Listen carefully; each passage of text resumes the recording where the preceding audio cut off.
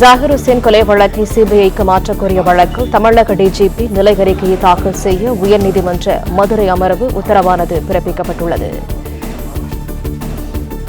கூடுதல் தகவல்களை தருகிறார் எமது செய்தியாளர் சந்திரன். சந்திரன், வணக்கம். விவரங்கள் என்ன?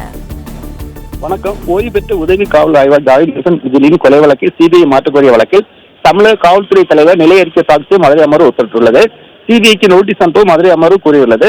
நெல்லை மேலைப்பாளையத்தை சேர்ந்த முகமது மதுரை அமர்வு பொதுநல வழக்கு தாக்கல் செய்தார். அதில் கடந்த 18ஆம் தேதி நெல்லை நகர காவல் நிலைய வளாகத்துக்குட்பட்ட பகுதியில் ஜாகிர் ஹுசேன் கொடூரமாக கொலை செய்யப்பட்டார். வக்ஃப் போர்டுக்கு சொந்தமான நிலத்தில் ஆக்கிரமிப்பு எதிராக தொடர்ச்சியாக போராடி இந்த காரணத்தில் அவர் படுகொலை நிகழ்ந்ததாக தெரிகிறது. இந்த வழக்கில் குற்றம் சாட்டப்பட்டுள்ளவர்களால் தனக்கு அச்சுறுத்தலுக்காக தொடர்ச்சியாக ஜாகிர் ஹுசேன் மற்றும் அவர் முகநூல் பக்கத்தில் வீடியோக்களை வெளியிட்டுள்ளார். அதோடு நெல்லை நகர காவல் ஆய்வாளர் மற்றும் நெல்லை மாநகர காவல் உதவி ஆணையாளர் இதை கொண்டு சென்றும் உரிய நடவடிக்கை எடுக்கப்படவில்லை. மாறாக அவர்களும் குற்றவாளி சேர்ந்து கொண்டு அச்சுறுத்தலாக நடந்து கொண்டுள்ளனர்.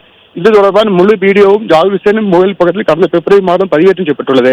காவல்துறை பாதுகாப்பு கோரியும் பாதுகாப்பு அளிக்கப்படாத முன்கூட்டி அவர் கொலை திட்டமிட்டு காவல்துறை உதவியோடு செய்யப்பட்ட என்ற சந்தேகங்கள் எனவே வழக்கை சிபிஐக்கு மாற்ற வேண்டும் என கோரியிருந்தார். இந்த வழக்கு இன்று நீதிபதிகள் நிஷா பானு ஸ்ரீமதி அமர்வு முன்பாக விசாரணைக்கு வந்தது. அப்பொழுது தமிழக காவல்துறை தலைவர் நிலை அறிக்கை தாக்கல் செய்யும் சிபிஐக்கு நோட்டீஸ் அனுப்ப உத்தரவிட்டு வழக்கை 8 வாரங்களுக்கு ஒத்திவைத்துள்ளனர்.